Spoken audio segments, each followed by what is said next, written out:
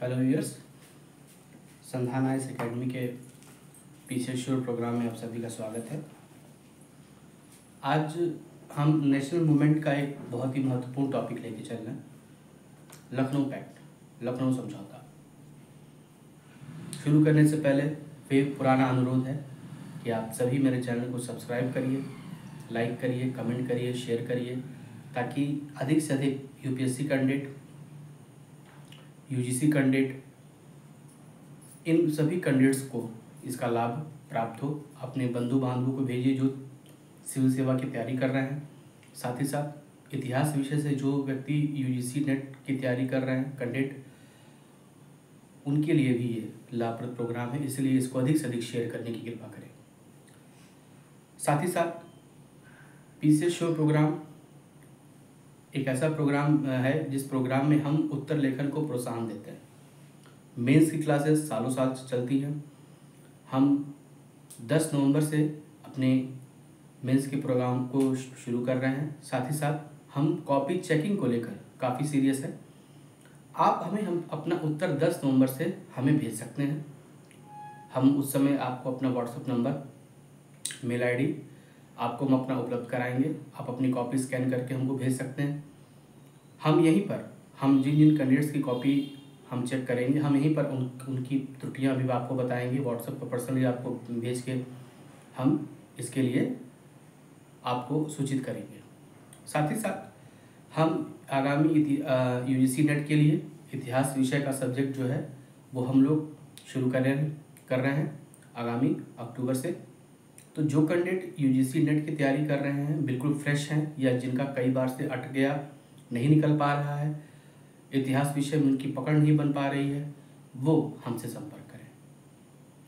संधान IAS academy का ये प्रयास है कि जो कैंडिडेट उच्चतर शिक्षा के लिए तैयारी कर रहे हैं उनकी हम मदद करें, उनको सही मार्गदर्शन दें, ताकि उनका रिजल्ट निकले। आगामी असिस्टेंट प्रोफेसर के बहुत सारी वैकेंसीज आ रही हैं, बहुत सारी वैकेंसीज खाली हैं, आपको उनका लाभ मिलेगा। फिलहाल ज़्यादा समय नहीं लेकर हम अपने टॉपिक पर आते हैं। यूपीएससी में एक बार क्वेश्चन आया था लखनऊ समझौते पर, लेकिन मैंने इस क्वेश्चन को ड्रॉप किया है अपनी ओर से कि लखनऊ समझौता राष्ट्रीय आंदोलन में अहम स्थान रखता है, किंतु आरोपों से वंचित नहीं है, किंतु आरोपों से वंचित नहीं है। और ये 200 शब्द में आपको लिखना है, 200 शब्द में आपको लिखना है। लखनऊ समझौता जानने से पहले हम एक पृष्ठभूमि की चर्चा करेंगे। आखिर में लखनऊ समझौते की जरूरत क्यों पड़ गई? हमें पता है कि 1857 के विद्रोह में जब ईस्ट इंडिया कंपनी ने भारतीय हिंदू और मुसलमानों को एक साथ देखा, तो कहीं ना कहीं उनको ये लग गया कि यदि ये दो वर्ग आपस में मिले रहेंगे तो कहीं ना कहीं हमें शासन सत्ता से बेदखल होना पड़ेगा, हमको अपना बोरिया बिस्तर लपेटना पड़ेगा। 1857 के विद्रोह के बाद ईस्ट इंडिया कंपनी का शासन समाप्त हुआ और क्राउन का शासन आया। और ब्रिटिश इस बात के लिए बखूबी जाने जाते हैं, तोड़ो और राज करो, फूट डालो और राज करो। मुझे एक बात समझ में नहीं आती है कि हमारे यहाँ अरब आए तो दंगा नहीं हुआ, तुर्क आए तो दंगा नहीं हुआ, अफगान आए तो दंगा नहीं हुआ, शिया सुन्नी दंगा हुआ। सबसे पहले भारत में शिया सुन्नी दंगा रजिया बेगम के काल में हुआ। मुगल आए तो दंगा नहीं हुआ।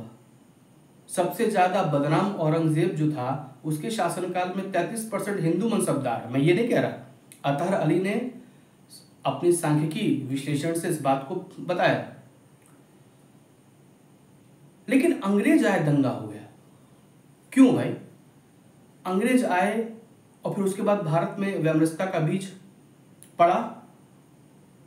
ये बताया गया कि भाई आपके हित अलग अलग हैं, क्योंकि 1857 के विद्रोह में दोनों वर्ग मिलकर लड़े। दूसरी बात, 1871 में विलियम हंटर की पुस्तक आई थी द इंडियन मुसलमान। उस पुस्तक का सार मैं आपको बताऊं, उस पुस्तक में मुसलमानों को भड़काया गया, क्योंकि अंग्रेजों ने मुसलमानों से सत्ता छीनी थी। अब उनका ध्येय जो था वो उल्टा हो गया, वो मुसलमानों को ही प्रताड़ित करने लगे। मुगल बादशाह के 33 शहजादों को काट दिया गया, क्योंकि मुसलमानों से उन्होंने सत्ता छीनी, तो वो मुसलमानों के प्रति अपने एग्रेसिवनेस और अपने दोगले व्यवहार, अपने उस व्यवहार से वो उनको हमेशा परेशान करते रहे। और बाद में ये नीति बदल गई, यहां पर ये चीज थी कि 1871 में विलियम हंटर ने जो पुस्तक लिखी थी, उस पुस्तक का सीधा सार ये था कि कल को यदि हम इस देश से निकल जाएंगे तो हिंदुओं के साथ तुम्हारी नहीं बनेगी और हिंदू तुमको अपना गुलाम बना के रखेंगे। कहीं ना कहीं इस पुस्तक का सार संक्षेप ये था। डराया गया, धमकाया गया, भड़काया गया और बाद में उसमें आग पानी का काम करने का काम किया अलीगढ़ मुस्लिम यूनिवर्सिटी। अलीगढ़ मुस्लिम आंदोलन जीआईसी, यूपी जीआईसी सन 2020-21 मेंस में जो परीक्षा हुई थी, उसमें क्वेश्चन साफ पूछा था कि किस प्रकार अलीगढ़ मुस्लिम आंदोलन ने भारत में सांप्रदायिकता को बढ़ाने में मदद की। आप क्वेश्चन देख सकते हैं। यहां पर जब अंग्रेजों ने अपनी नीति को बदला, मुसलमानों से पहले वो नफरत करते थे और बाद में उनके पक्ष की ओर मुड़ गए। इसी परिप्रेक्ष्य में 1906 में भारतीय राष्ट्रीय आंदोलन में राहु का जन्म हुआ, जिसे कहते हैं मुस्लिम लीग। मुस्लिम लीग जो 1906 में बनी, उसका मेन उद्देश्य ये था कि भारत में इन दो वर्गों को पृथक पृथक ही रखा जाए, और हुआ भी वही। 1906 में जो मुस्लिम लीग बनाई गई वो अंग्रेजों की सबसे बड़ी कूटनीतिक चाल थी और सबसे बड़ी कूटनीतिक विजय भी थी। 1909 में जो मिंटो मार्ले एक्ट बना, वो इस दो वर्गों के बीच में दरार डालने का पहला काम था। भारत के विभाजन में मिंटो मार्ले एक्ट, 1909 का मिंटो मार्ले एक्ट सबसे महत्वपूर्ण भूमिका अदा करता है।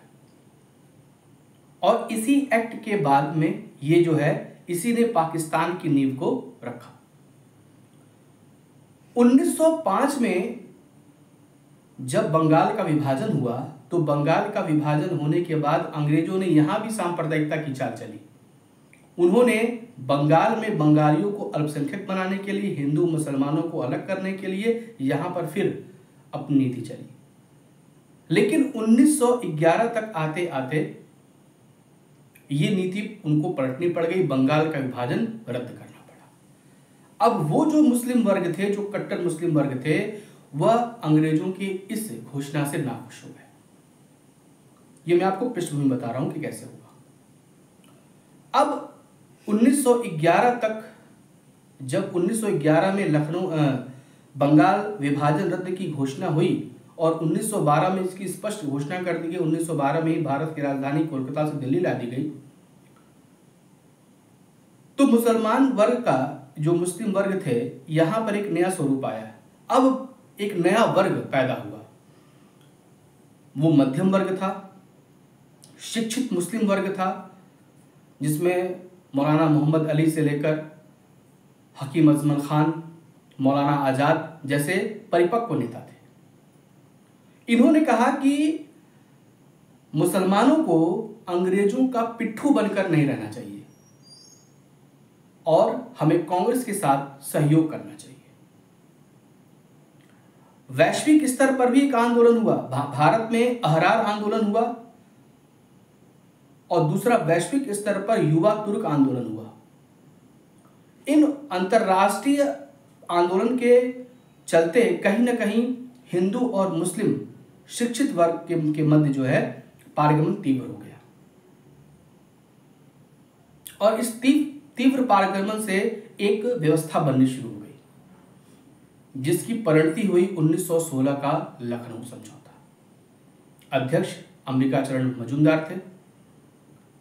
तिलक और जिन्ना ने इस पर समझौते पर हस्ताक्षर किए। अब यहीं से प्रश्न उठता है कि आरोपों से वंचित क्यों नहीं है?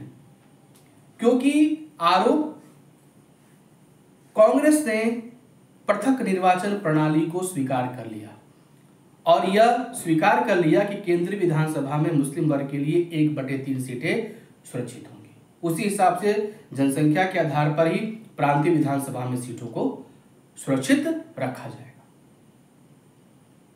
यह बात जो कांग्रेस ने स्वीकार कर ली, इस बात से कांग्रेस का, एक तो कांग्रेस ने इस बात को स्वीकार कर कर ये गलती कर दी क्योंकि कांग्रेस ने यह स्वीकार किया कि मुसलमानों की सच्ची रहनुमा मुस्लिम लीग है।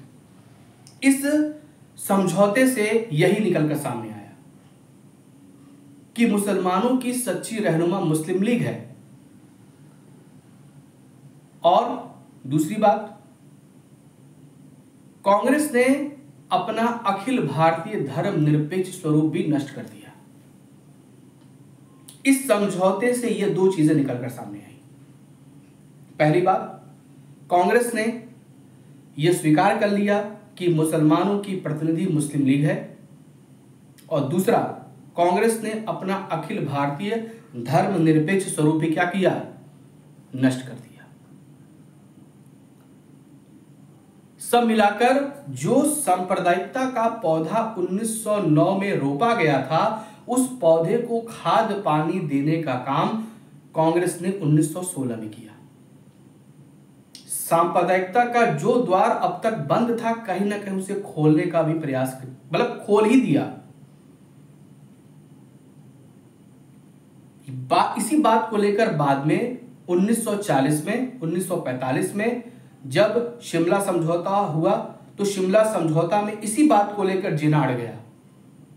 उसने कहा कि अंतरिम सरकार में जो भी मुसलमान नेता रहेंगे, जो भी मुसलमान सदस्य बनेंगे, उनका चुनाव मुस्लिम लीग करेगी, क्योंकि यहां रास्ता खोल दिया गया था। 1916 में रास्ता खोल दिया गया था। कांग्रेस ने खुद स्वीकार कर लिया कि मुसलमानों की जो रहनुमा है वो मुस्लिम लीग है, और बाद में जिना को इसी का फायदा मिला। 1945 में शिमला समझौता जब हुआ, और इसी कारण शिमला समझौता असफल भी हो गया, क्योंकि वायसराय की कार्यकारिणी में जितने भी मुसलमान सदस्य होंगे वो लीग के द्वारा चुने जाएंगे।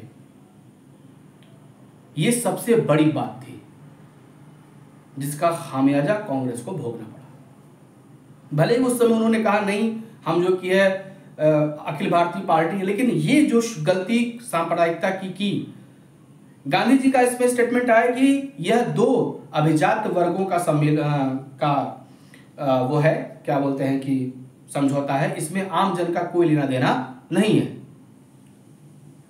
यह तुष्टिकरण की नीति है। इसका विरोध करते हुए तिलक ने कहा कि जब तक कांग्रेस भारतीय मुसलमानों या जो मुस्लिम वर्ग थे, मुसलमानों की मांगों को संवैधानिक स्तर पर उनका समर्थन नहीं करेगी, तब तक हम उन्हें अंग्रेजों की चंगुल से मुक्त नहीं कर सकते। यह बात तिलक ने गांधी के प्रत्युत्तर में कही। इसका विरोध भी हुआ। मालवीय और सिवाय चिंतामणि ने इसका काफी विरोध किया और बाद में कांग्रेस छोड़ भी दी। सब मिला के यह एक प्रतिगामी कदम था। सब मिला के यह एक प्रतिगामी कदम था जिसने कांग्रेस के अखिल भारतीय धर्मनिरपेक्ष स्वरूप को नष्ट कर दिया। यही आपको इस उत्तर में लिखना है।